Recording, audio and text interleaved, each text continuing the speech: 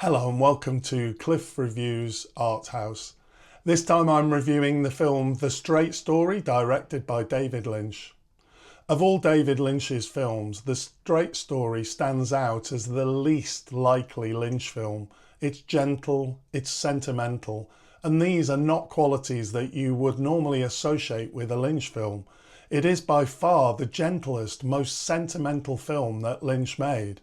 In some ways you might think, how could he have made a film like this? I think it actually tells us a lot about who he is, and it's really important in interpreting his much darker work. Based on a true story, The Straight Story follows Alvin, an elderly man who drives a lawnmower across rural America to reconcile with his estranged brother. The plot could hardly be more straightforward, and so could the filmmaking. Gone are Lynch's signature distortions of time, nightmares, surrealism and psychological horror. Instead, we're given clear skies, wide open fields, slow conversations, and a series of small, sincere human encounters. There are moments where, like Alvin approaching a barn during a thunderstorm or a barn fire in the distance, where I half expected Lynch's darker instincts to surface. In a typical Lynch film, such settings would reveal hidden terror, but here Lynch completely resists that temptation. Pain is definitely present in the film: regret, guilt, aging, family, estrangement, but it's met with forgiveness, with compassion and perseverance. The undiluted sentimentality of this film is undeniable. Scenes of Alvin's slow determination, his tender encounters with a series of strangers, they're unashamedly heartwarming.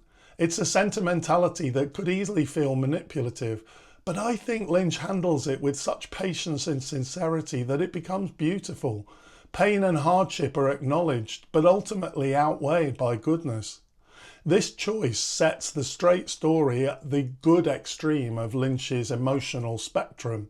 If one were to plot Lynch's films along the line from light to darkness, The Straight Story would anchor one end, The Elephant Man slightly closer to the middle, and films like Blue Velvet, Mulholland Drive, Lost Highway and Inland Empire pulling progressively deeper into nightmarish ambiguity. The Straight Story feels in many ways more like a made-for-TV movie than a fully cinematic work. Its visual language is simple and traditional.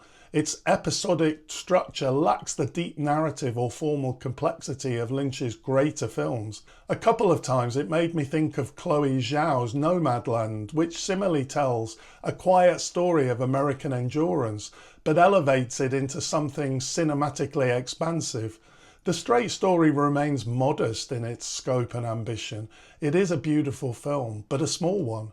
As in the case of The Elephant Man, I strongly believe that these more explicitly sentimental films are very important in understanding Lynch's body of work.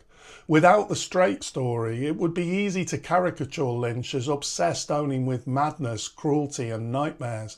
This film proves otherwise. Lynch knows grace.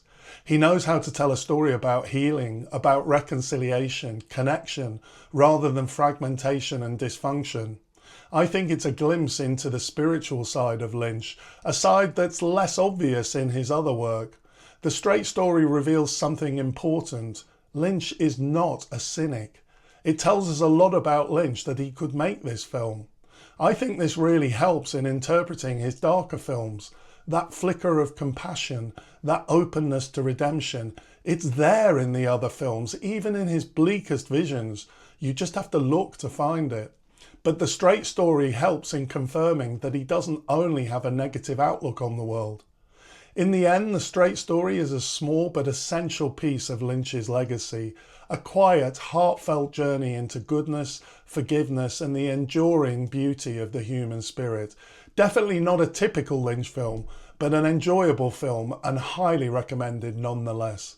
Thanks for watching, and I'll see you next time.